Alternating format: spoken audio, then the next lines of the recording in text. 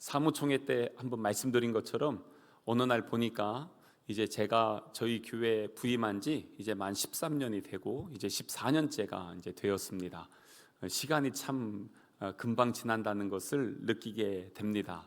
처음에 교회를 와서 우리 교회의 정체성, 목회 철학 어떻게 세워나가면 좋을까 하면서 꿈꾸며 소망하며 기도했던 그 주제가 바로 그 교회였습니다.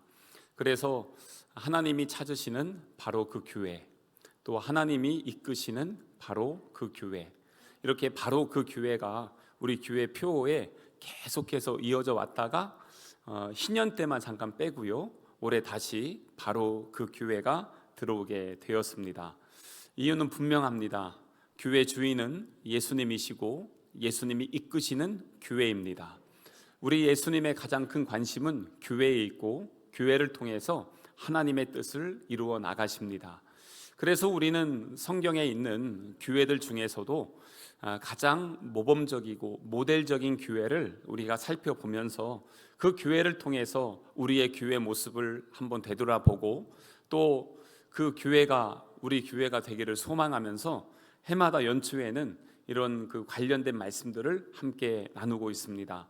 그래서 오늘은 예전에도 함께 나눴지만 다시 한번 사도행전에 나와 있는 그 교회는 어떤 교회이고 그럼 우리 교회는 어떤 방향성을 가지고 가야 될 것인가, 이번 주하고 다음 주 두 주간에 걸쳐서 우리 바로 그 교회의 모델과 비전들을 함께 나누려고 합니다.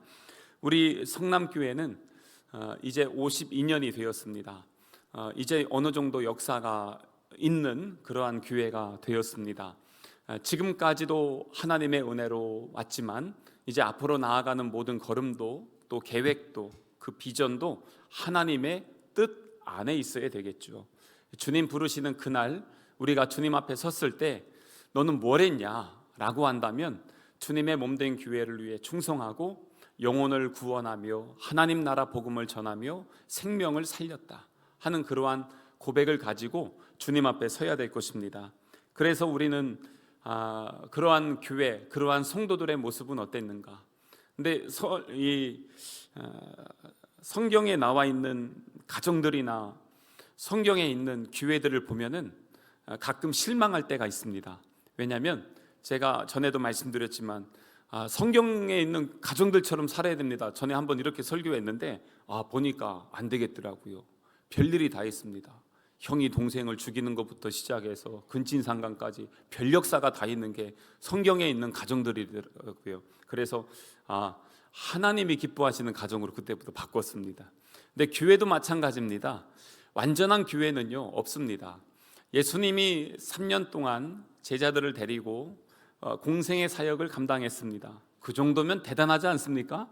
이 12명은 정말 엄청난 사람이 돼 있어야 될 것 같은데 그 중에서 배신자가 나오고 예수님을 판 사람이 나오고 3년 동안 기적과 능력과 이적을 행해서 보여주셨는데 이 제자들이요 마지막에는 예수님 부인하고 도망갔습니다. 그게 바로 우리 인간의 수준이라는 것입니다. 우리는 완전할 수 없고 그러다 보니 교회도 온전할 수 없다는 것입니다. 게다가 그것뿐만 아니라 오늘 성경의 앞에 1장에도 보면은 예수님이 부활하시고 나서도 예수님의 제자들은 여전히 욕망에 사로잡혀 있었습니다. 부활하신 예수님의 그 생명, 놀라운 은혜를 보았지만 그들은 그 예수님을 통해서 자기들이 뜻한 바를 이루길 원했습니다. 그게 사도행전 1장의 6절에 보면 나와 있습니다. 그들이 모였을 때 예수께 여쭈어 이르되, 그러니까 제자들이 예수님께 물어보는데 뭐라고 하냐면 주께서 이스라엘 나라를 회복하심이 이때입니까? 라고 물어봅니다. 여기에서 이 이스라엘 나라와 대조되는 말씀이 어디에 있냐면 1장 3절에 있는데요, 1장 3절에 우리 예수님 부활하시고 나서 40일 동안 그들에게 보이시며 하나님 나라의 일을 말씀하시니라. 그러니까 예수님은 부활하시고 40일 동안 제자들에게 하나님 나라를 이야기하는데 제자들은 뭘로 자꾸 받아들이냐면 이스라엘의 나라를 이야기합니다. 하나님의 나라는 예수님이 이 땅에 오셔서부터 회개하라, 천국, 하나님 나라가 가까이 왔다. 복음의 시작이고 예수님의 복음의 마지막이었습니다. 그런데 제자들은 예수님을 따라다니면서 이스라엘 나라, 그러니까 로마의 압제 가운데 살아갔던 고통받는 이스라엘 나라가 이제 자유와 해방을 얻는 날, 그러면 예수님이 왕이 되고 예수님이 군사적으로 사람들을 다 넘어뜨리고 그래서 조국 이스라엘을 회복할 그 나라를 꿈꾸는 것입니다. 근데 그게 부활하신 예수님 앞에서 또다시 질문하는 것입니다. 그게 바로 우리 연약한 인간들의 모습인 것입니다. 근데 우리 예수님께서 십자가에 달리시기 전날 밤 요한복음 13장부터 16장에 있는 말씀들을 보면 거기에는 세족식도 하고 성만찬도 하면서 하나님 나라에 대한 복음의 이야기들을 제자들에게 나누어 주십니다. 옛 계명을 버리게 하시고 새 계명을 주셨는데 새 계명을 너희에게 주노니 서로 사랑하라. 내가 너희를 사랑한 것 같이 너희도 서로 사랑하라 하면서 새 계명을 주셨습니다. 근데 여전히 제자들은 하나 되지 못했습니다. 사랑하지 못했고요. 서로 시기하고 질투했습니다. 그런데 이 모든 것들이 완전히 변화되는 사건이 있었습니다. 그게 오늘 우리가 읽은 2장 1절부터 4절에 있는 말씀입니다. 예수님의 제자들이 예수님께서 승천하신 이후에 예수님이 예루살렘을 떠나지 말고 기다려라, 그리고 기도해라, 그러면은 하나님의 놀라운 은혜의 역사가 일어날 것이다 라고 말씀했는데 실제로 그들이 떠나지 않았습니다. 사실 고린도전서의 말씀에 보면 예수님이 부활하셔서 승천할 때 그 모습을 본 사람이 최소 513명입니다. 남자들만 그래요. 숫자에 기록이 돼 있으니까. 근데 더 많은 사람들이 본 거죠. 여자들, 어린아이들, 노인들까지 합치면 훨씬 많은 사람들이 예수님이 승천하신 것을 봤어요. 근데 그 중에서 끝까지 기다리고 기도했던 사람이 몇 명입니까? 120명입니다. 이게 우리의 연약함입니다. 예수님이 부활하셨고 승천하는 것까지 다 봤지만 그래도 못 기다리고 갑니다. 네, 남아있던 이 사람들 120명 어떻게 됐을까요? 오늘 2장 1절에 보니까 오순절 날의 이름에 그들이 다 같이 한 곳에 모여 있습니다. 호련히 하늘로부터 급하고 강한 바람 같은 소리가 있는데 가득 찹니다. 불의 혀처럼 갈라지는 것들이 그에게 보이면서 각 사람들에게 임하기 시작합니다. 근데 그게 무엇이었습니까? 성령의 임재였습니다.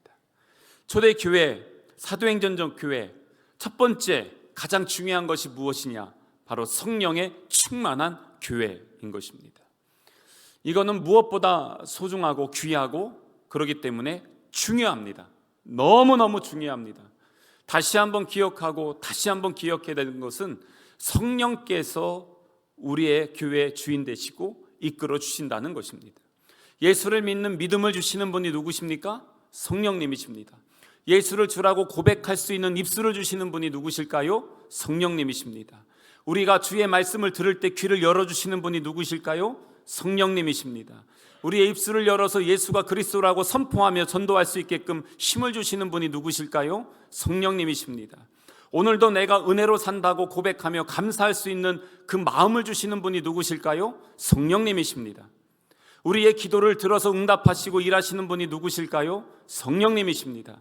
내 안에 살아 역사하시며 부활의 주님을 믿고 믿음으로 살게끔 인도하시는 분이 누구실까요? 성령님이십니다. 성령님이 다 하십니다. 그렇기 때문에 성령님을 빼놓고는 우리의 존재를 설명할 수도 없고 성령님을 빼놓고는 우리 교회를 이야기할 수가 없습니다. 이 초대교회 설립되는 것 시작은 무엇이냐? 성령의 임재부터 시작이 됩니다. 우리가 온전한 그리스도인으로 시작되는 그때가 언제입니까? 바로 성령의 임재부터 시작이 되는 것입니다. 그렇기 때문에 성령은 우리와 함께 하시는 분이시고 성령은 우리 안에 거하시는 분이십니다. 또한 성령은 우리를 인도하시는 분이시고 성령은 우리를 치료하시고 회복하시는 분이십니다. 감동도 주시고 은혜도 주시고 여러분들 방언하시고 섬김도 있고 또 주의 일 감당하죠. 이 모든 것을 할 수 있게끔 힘을 주시고 공급하여 주시는 분이 누구십니까? 성령님이십니다.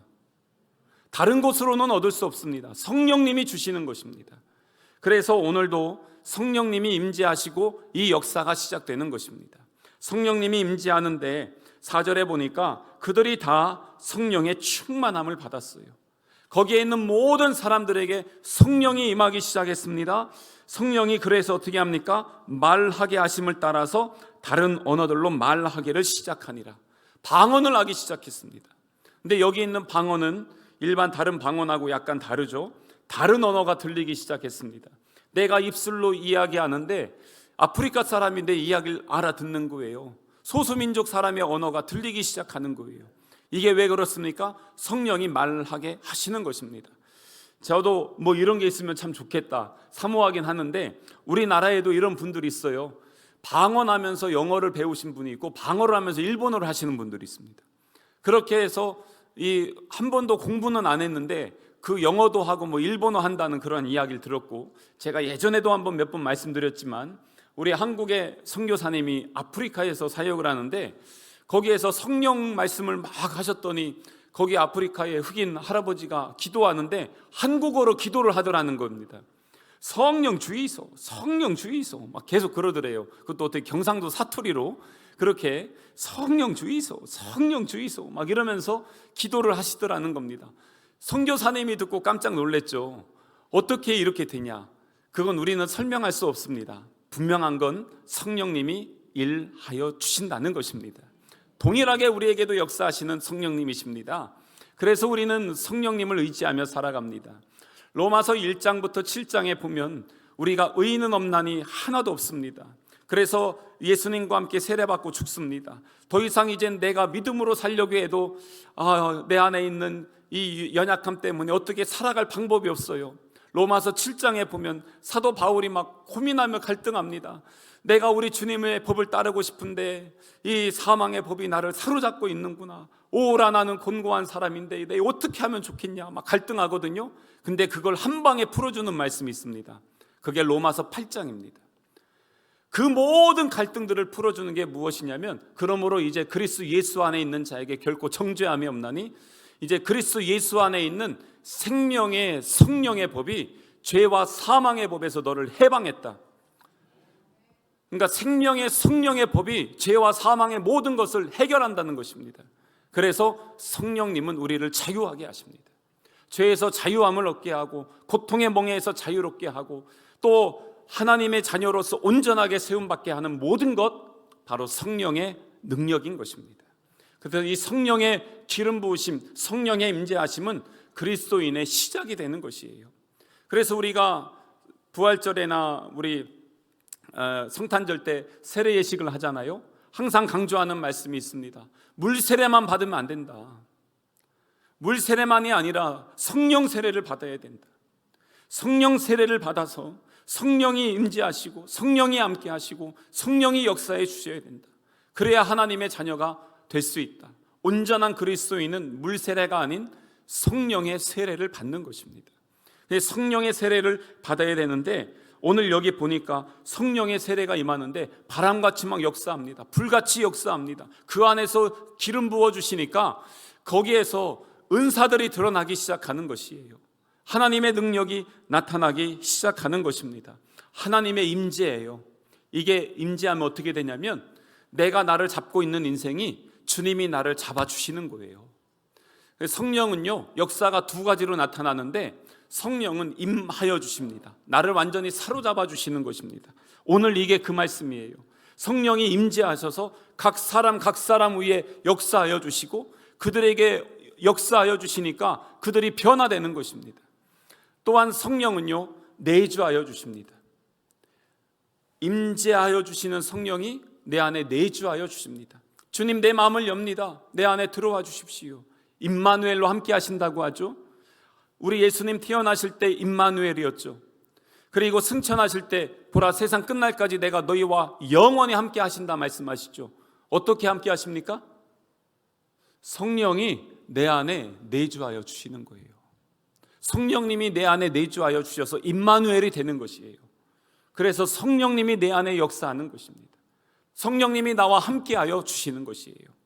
그래서 예수님의 제자들 성령님의 임재하심으로 내주하심으로 말미암아서 그들이 이제 온전한 그리스도인으로 세워지게 되는 것입니다. 이러면 나타나는 변화가 있습니다. 놀라운 변화를 경험하게 됩니다. 예수님의 제자들 두려움에 떨고 있었습니다. 그래서 집 밖에 나가지 못했습니다. 마가의 다락방에 있었지만 숨죽여 있었습니다. 소리를 내지 못했습니다. 근데 그들이 기도하기 시작했습니다. 성령이 강하게 역사하기 시작합니다.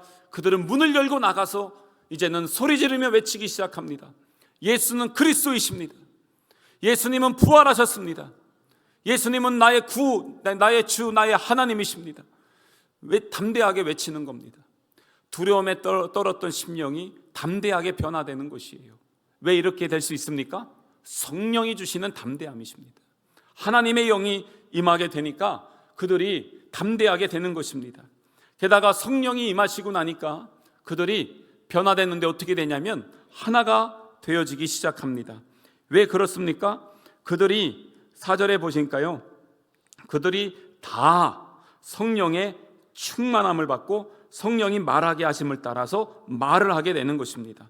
그래서 이 사람들이 보면은 함께 막 외치는데 복음이 막 선포되어지는 것이에요. 성령께서 일하시고 역사하니까 두려움이 근심이 떠나갑니다. 성령이 담대함을 주십니다. 성령이 믿음을 주십니다. 성령이 능력을 주십니다. 성령이 은사를 채워 주시는 것입니다. 제가 가끔씩 말씀드리고 자주 말씀드려서 죄송한데 저에게는 이제 사건들이 너무 지금도 생생하기 때문에 그래요. 선교지를 갔어요. 청년들하고 같이 가서 거기 네팔의 그 수도에서 14시간을 차 타고 인도 국경까지 갔어요. 거기에서 저녁에 이제 기도를 하는데 이게 성령이 임재하니까 너무 뜨거운 거예요. 제가 봐도요, 제 몸에 막 불이 타는 것 같은 느낌이 있죠. 같이 기도하는데 그 공간이 불덩어리 안에 있는 것 같은 그러한 역사들이 막 일어나고 있습니다. 그래서 엄청나게 기도하는데 어느 순간에 제 앞은 뜨거운데 제 뒤에는요, 등 뒤는 한기가 몰려오는 것이에요. 기도를 하는데 여기 제가 이제 벽 쪽에 있고 셔터예요. 문 열면은 그냥 도로고 안에서 우리가 기도하는데 여기 막 지금 불덩어리입니다. 여기는 반은 지금 막 뜨거운데 점점 뒤에가 한기가 들기 시작하더니 사람들 소리가 들리기 시작합니다. 그러더니 이 사람들이 몰려오는 소리가 들립니다. 그러더니 이 사람들이 우리 있는 셔터를 갖다 막 때리기 시작합니다. 그러면서 제가 군대에서 이 폭탄 화약들을 좀 다뤘기 때문에 이걸 정확하게 아는데요, 저희 바로 뒤에서 셔터 밑에서 화약을 터뜨리는 겁니다. 그리고 두들기면서 다 나오라는 겁니다. 우리 보고 한순간에요, 화약 터지는 소리와 함께 쥐죽은 듯이 조용해져서 얼마나 놀랐는지 모릅니다. 한기가 바로 그런 것이었어요. 야, 이거 우리 나가면 이거 죽겠다, 큰일 났다. 예수 믿는 사람도 없는 이 동네에 교회를 세운다고 왔는데 와서 이거 어떻게 될지 모르겠다. 아주 심각한 상황이 됐어요. 근데 그 순간에 제 눈에 환상이 보였습니다. 환상이 보였는데 보좌가 있어요. 의자가 있어요. 보좌 위에서 강물이 샥 나오기 시작하는데 그것이 싹 흘러서 우리 안에 있는 공동체를 싹 적시는 겁니다. 그러더니 충만하게 이렇게 채워주시는 겁니다. 은혜의 강물이 있죠. 생수의 은혜가 보좌로부터 싹 흘러와서 우리 공동체를 싹 적시는데 그 순간에 제가 탄성을 질렀습니다. 그렇게 두려웠던 마음이요, 한순간에 성경에 있는 말씀처럼 세상이 줄 수 없는 평강이 어떤 것인지를 그 순간 경험했습니다. 그러면서 제가 그랬어요. 야, 이게 우리가 지금 이 순간에도 하나님이 함께 하시면 세상이 줄 수 없는 평강을 누린다. 공동체에게 그런 위로와 권면을 주었습니다. 그러면서 함께 은혜를 나누고 그 사람들 우리가 나가면 안 되니까 현지 사역자들이 나가서 잘 무마하고 정리가 됐어요. 근데 다음 날 밖에 나갈 수가 없는 거예요. 그 밤에 우리 다 쫓아왔던 사람들이 동네 사람들이고 작은 동네인데 소문 다 났어요. 어떻게 나가냐? 우리 못 나간다. 셔터도 닫아놓고 문도 열지 못하고 어두운데 거기 앉아가지고 오전 내내 어떡하지? 아니 여기까지 왔는데 복음을 전하려고 두 번이나 오면서 타이어 터지고 다 죽을 뻔한 위기를 건너면서 여기까지 왔는데 여기서 그냥 있다 가야 되나? 하나님 어떡합니까? 그랬는데 감동을 주시더라고요. 나가라. 그리고 전하라. 그래서 다 나가면 안 될 것 같아서 선교사님하고 상의해서 반반만 나가자. 그럼 반은 뭐 하냐? 반은 남아서 기도하자. 기도로 밀어주고 반은 나가서 전하자. 그래서 반은 나갔어요. 그리고 남아있는 사람들은 정말 기도만 했습니다.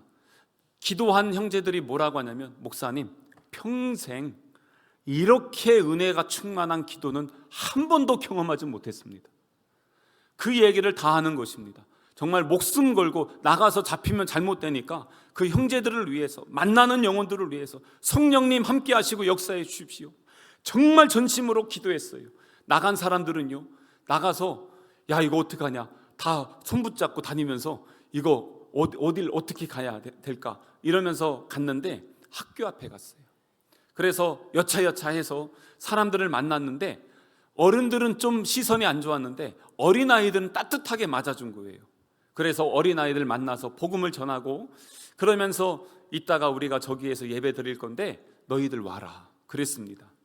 근데 저는요, 그러면서도 사실 기대를 못했습니다. 왜냐하면 우리가 예배하는 자리가 논 한가운데였습니다.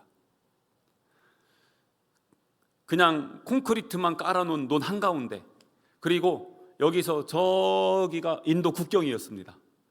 그러니까 사람들이 이쪽은 다 논이고 마을 여기만 있는데 뭐 사람들이 와봤자 얼마나 오겠나, 그러고 있었는데요, 시간이 됐는데 사람들이 여기저기서 진짜 사방에서 몰려오는 겁니다. 깜짝 놀랐습니다. 아니 어떻게 이렇게 사람들이 올까 할 정도로 막 몰려들기 시작하더니 거기에서 제가 그랬습니다. 감동을 주시는 거예요. 성령님께서 복음만 전해라. 저희가 6개월 동안 준비하면서 프로그램들 다 갖고 갔었고 교재들 다 갖고 갔고 뭐 이것저것 싸들고 갔거든요. 그랬는데 그거 다 필요 없어. 복음만 전해라. 그래서 우리 선교팀 모아놓고 우리 지금 갖고 온 거 하나도 안 써도 돼. 복음만 전하자. 예수님만 전하자. 그래서 예수님만 전했습니다. 예수님만 전하고, 그리고 나서 오늘 이 자리에 오신 분들 중에 예수님을 영접하시는 분들 손을 들어서 표해 주시면 저희가 위에서 기도해 드리겠습니다. 그랬는데 거기에 있는 분들 대부분이 다 들으셨어요. 그날 그 자리에서 힌두교인 신자들 175명이 예수님을 영접했습니다. 한순간에, 하루 만에. 저에게는 기적이었습니다. 근데 그게 전날 밤부터 가는 때부터 올 때까지 계속 엄청난 영적 전쟁이 있었고, 그 다음날 제가 교통사고로 죽을 뻔했습니다. 근데 나중에 그러는 거예요. 마귀가 영적 전쟁하면서 마귀가 직접 저한테 얘기합니다. 뭐라고 하냐, 내가 그때 너 죽이려고 했는데 죽이지 못해서 다시 너를 죽이려고 왔다. 그러면서 막 역사하는 것입니다. 이게 하나님 역사구나.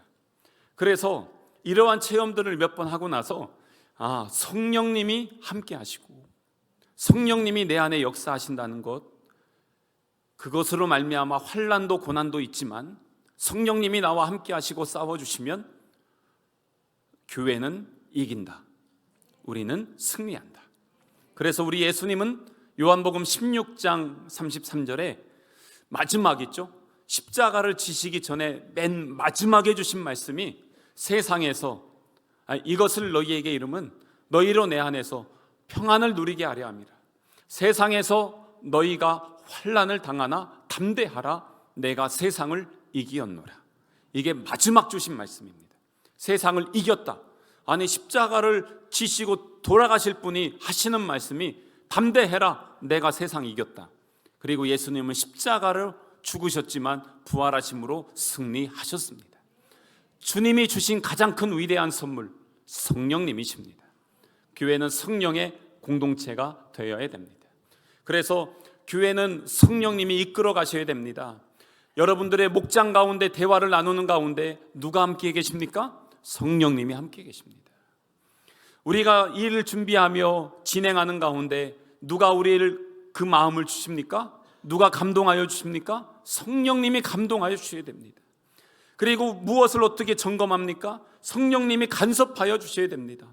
때로는 멈추게 하시고, 때로는 순풍에 돛단 듯 빨리 가게도 하시고, 생각지도 못했던 상황들을 통해서 모든 것이 합력하여 선을 이루게 하시는 하나님의 역사를 경험하게 되는 것, 이 모든 것이 바로 성령님의 역사인 것입니다.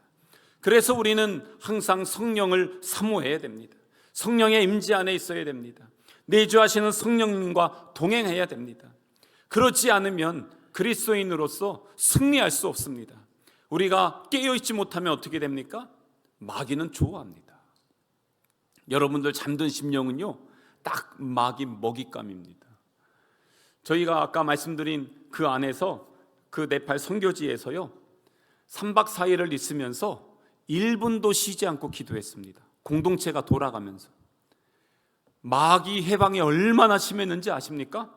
진짜 그 기도 시간 돼서 기도하고 온 형제가 그런 얘기까지 했어요. 목사님, 저 몇 번 죽었다 살아났어요. 마귀들이 얼마나 역사하는지요, 보통이 아닙니다. 근데 제가 그때 깨달은 게 있어요. 선교지에서만 마귀가 있는 게 아니더라고요.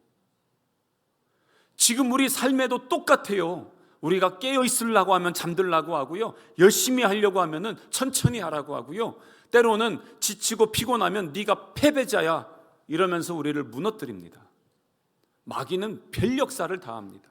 게다가 작은 거 하나 가지고 우리에게 막 틈타고 들어와서 완전히 후비고 골마가지고 우리를 무너뜨리게 합니다.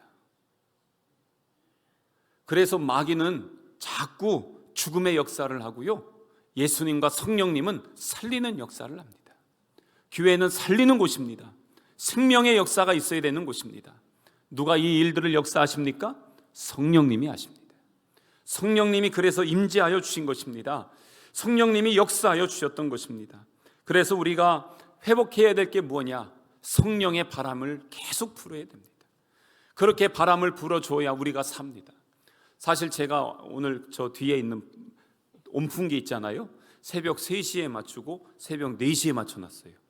이제 겨울이니까 추우니까 따뜻하라고 예약을 어젯밤에 해놓고 퇴근을 했는데 아침에 일찍 와보니까 안 켜져 있는 거예요. 얼마나 당황스러운지. 제가 7시 반에 왔는데 안 들어와서 그때 파워로 다 켜놓고 지금 돌리고 있었던 겁니다. 따뜻한 바람 하나 없다고 일부 예배 때 성도들이 왔다 가시면서 추워요 추워요 이러면서 가십니다. 2부 땐 그나마 괜찮죠. 1부 땐 좀 춥게 예배 드렸습니다. 어떻습니까? 바람 하나 조금 있냐 없냐 가지고도 이랬다 저랬다 하잖아요. 성령의 바람이 계속 우리에게 불어주셔야 우리가 그걸 느끼며 사는 것입니다. 그래서 사모하셔야 됩니다. 깨어 있어야 됩니다. 교회만 그렇습니까? 우리의 가정도 그렇습니다. 우리의 자녀들에게도 성령을 부어주시고 성령님 함께 하시고 성령의 바람을 불어주시고 성령의 불의 혀처럼 임했던 것처럼 저들에게 임하여 주셔서 저들을 사로잡아 주십시오. 그래서 강하게 하시고 능하게 하시고 담대하게 하시고 변화되게 하시고 새롭게 해주십시오. 이 모든 역사를 누가 이루신다고요? 성령님이 하시는 것입니다. 그래서 반드시 성령 붙잡고 살아가야 됩니다. 성령 안에 있던 사람들, 그래서 우리 성경 말씀 있죠? 2장 41절부터 한번 보세요. 41절에 보니까 뭐라고 나와 있어요? 그 말을 받은 사람들은 세례를 받음에 이 날에 신도의 수가 어떻게 해요? 3,000이나 더하더라. 복음의 역사는 흘러갑니다. 성령님은 일하십니다. 성령님은 구원하십니다. 그리고 나서 42절에 보면 그들이 사도의 가르침을 받아 서로 교제하고 떡을 떼며 오로지 기도하기를 힘쓰니라. 여기에 보면요, 사도 있죠. 사도. 이거는 여기는 볼 수 없지만 헬라어 원문을 보면 복수예요. 복수. 그리고 가르침이 있죠. 헬라어 원문의 단수예요. 그러니까 뭐냐면 그들 사도들의 가르침을 받았다는 것이에요. 근데 이게 무슨 의미냐면 예수님의 제자들이 성령 받기 전에는 하나가 되질 못했습니다. 다 따로따로였습니다. 근데 성령 받고 났더니 성령 안에서 하나가 됐다는 겁니다. 사도들. 왜냐하면 사도들인데 가르침이 있죠. 그건 단수예요. 12명의 사도들이 하나의 복음만 전했다는 것입니다. 그건 뭐냐면 마음과 영이 하나가 되어서 한 목소리를 냈다는 것입니다. 어떤 한 목소리입니까? 예수는 그리스도이시고, 예수는 죽었다 살아나셨고, 예수님은 다시 오실 것입니다. 바로 그 복음을 전하는 것은 한 목소리, 한 내용만 나갑니다. 12명의 사도가 완전히 하나가 되었습니다. 그들을 하나 되게 하신 분은 성령님이시고, 한 복음을 외쳤을 때 3,000명, 5,000명 수많은 역사가 일어나는 것은 성령의 역사인 것입니다. 그래서 우리 바로 그 교회는 성령으로 충만한 교회입니다. 교회가 다른 거 가지고 많이 이것저것 따지기 전에 먼저 성령의 충만함을 사모하셔야 됩니다. 우리 교회의 본질은 성령 안에 있어야 됩니다. 성령께서 이끄시고 함께하지 아니하시면 때론 멈추셔서 성령님이 임재하실 때까지 좀 기다리세요. 뭔가를 막 하려고 애쓰지 않아도 돼요. 그거보다 정말 내 안에 예수 그리스도 계신가? 주님이 나를 이끄시는가? 내 안에 여전히 감동하시는가? 그게 진짜 중요해요. 성령 없이 일하면요, 열심히 하는데 열매가 없어요. 왜냐하면 성령님은 나중에 열매를 주시거든요. 근데 열심히 내 노력하면 내 열매는 있지만 성령님 열매 못 맺어요. 그래서 성령님의 충만한 은혜를 받고 주시는 힘과 능력과 은혜와 은사로 일을 해야 됩니다. 그러지 않으면 쉬셔도 괜찮습니다. 제가 가끔씩 그래요. 몇몇 성도들 만나서 잠깐 쉬세요. 그래도 괜찮아요. 왜냐하면 그때 하나님의 임재, 하나님의 은혜를 더 깊이 경험할 수 있습니다. 여기 43절부터 46절까지는 2장 43절 46절까지는요 초대교회의 모습을 보여줍니다. 예수의 삶을 살아가는 공동체의 모습을 보여주고 있습니다. 사람마다 다 두려워합니다. 뭘 두려워합니까? 하나님의 거룩한 역사를 두려워합니다. 왜 그렇습니까? 복음을 들으면요 죄가 드러납니다. 죄 가운데 내가 살아갈 수 없다는 걸 알게 됩니다. 심판자이신 하나님을 경외하게 됩니다. 그래서 두려움에 하나님 앞에 서게 되는 것입니다. 두려움 가운데 하나님 앞에 서는 것을 뭐라고 하냐면 경외한다고 합니다. 내가 완전히 납작 엎드러져서 하나님의 이름을 높이는 것을 경배한다고 합니다. 하나님을 경외하고 하나님을 경배하는 중심으로 하나님 앞에 서는 것입니다. 그래서 사람마다 두려워하는데 사도들로 말미암아 기사와 표적이 나타나기 시작합니다. 왜 이 역사가 일어납니까? 성령님이 하시는 것입니다. 제가 그 네팔 거기 그 동네에 갔다가 오다가 사고 나가지고 원래 하루 정도 그 네팔에는요 관광지가 딱 하나 있어요. 선교사님이 거길 가자고 하시더라고요. 근데 제가 우리가 이렇게 그런 데 가려고 해서 그런지 몰라도 사고 나다 다 죽을 뻔했는데 놀러 가기는 좀 그렇고 다시 우리 본부로 가겠습니다. 그래서 본부로 왔어요. 근데 본부로 오는 가운데 한 형제가 지금은 이제 목사님이신데 저희 이번에 우리 학생 청년 수련회 갈 때 둘째 날 오전 강사예요. 저랑 같이 그때 죽었다 살아난 그 양반이. 그래서 이제 오랜만에 가서 만나게 될 텐데 이제 목사님이죠. 목사님이 저한테 와서 그러는 거예요. 목사님, 본부에 가서 신학생들을 대상으로 설교를 하시고 기도하실 때 귀신이 떠나갈 겁니다. 지금 저에게 그 말씀을 주셨습니다. 그러는 거예요. 근데 사실 좀 목사로서 좀 그때 쪽팔렸던 게 제가 방언도 제대로 못했고 기도도 제대로 못했고 그리고 능력도 없고 뭔가 저는 해도 아무것도 경험을 못했거든요. 그런데 이런 일들이 일어나고 나니까 저도 사실 당황스러웠는데 저한테 와서 그렇게 얘기를 하니까 그런가? 그랬어요. 그랬는데 실제로 그날 가서 복음을 전하고 기도하는데 진짜 귀신 들린 여자가 거기 신학생인데 있던 거예요. 안수기도 하니까 그 자리에서 쓰러지고 막 난리를 피더니 귀신이 떠나가는 거예요. 근데 이거는 아무리 봐도 제가 한 게 아니에요. 그 이후로는요 가끔씩 안수기도 한다든지 기도하면은 사람들이 치료도 되고 쓰러지기도 하고 방언도 받고 막 이럽니다. 근데 진짜 힘들더라고요. 왜 힘드냐면 기도하잖아요. 저들의 아픔, 이 영이 통할 때는요, 저들의 질병, 저들의 고통이 끝나고 나면은 저한테 확 몰려옵니다. 그거를 그때 거기서 경험했거든요. 귀신들이 다 들려서 같이 기도했더니 그 귀신들이 다 저한테 오고 거기 있는 사람들은 다 치료된 거예요. 저 혼자 이 귀신들하고 막 싸우느라고 너무 힘들었거든요. 그랬는데 하여튼 이겨나갔죠. 그랬는데 그 다음부터 이게 기도하면은 저분들이 치료되면 그 아픔이 저한테 오냐면 저한테 와요. 그래서 그때부터 저 혼자 이제 뭐 하냐면 씻어내는 기도를 합니다. 혼자 계속해서 그 시간들을 충분히 가지지 않으면 저도 힘들고 여러분들도 힘들어집니다. 그래서 혼자 그 시간들을 계속 갖게 되는데 뭘 얘기하고 싶냐면요, 이거예요. 43절에 사도들로 말미암아 기사와 표적이 많이 나타나죠. 이거 누가 하시는 겁니까? 성령님이 하시는 거예요. 그러면 내가 했다고 자랑할 수 있을까요? 없어요. 그래서 신앙생활 오래 하면서 내가 이랬네 저랬네 하는 것은 결국에는 열매가 없어요. 누가 하시는 겁니까? 성령님이 하시는 것입니다. 그래서 말에나 일에나 무엇을 하든지 누구 영광을 위해서요? 하나님의 영광을 위해서 하라는 것입니다. 그런 공동체가 바로 예수의 삶을 살아가는 공동체로 갑니다. 왜냐하면 내가 하면 내 공로지만 성령님이 했으면 하나님께만 영광이잖아요. 헌신도 섬김도 누가 힘을 주셨어요? 성령님이 주셨고, 은혜와 열매도 누가 주셨어요? 성령님이 주셨어요. 그러니까 나는 무익해요. 근데 주님이 높임 받으시면 돼요. 그것으로 끝.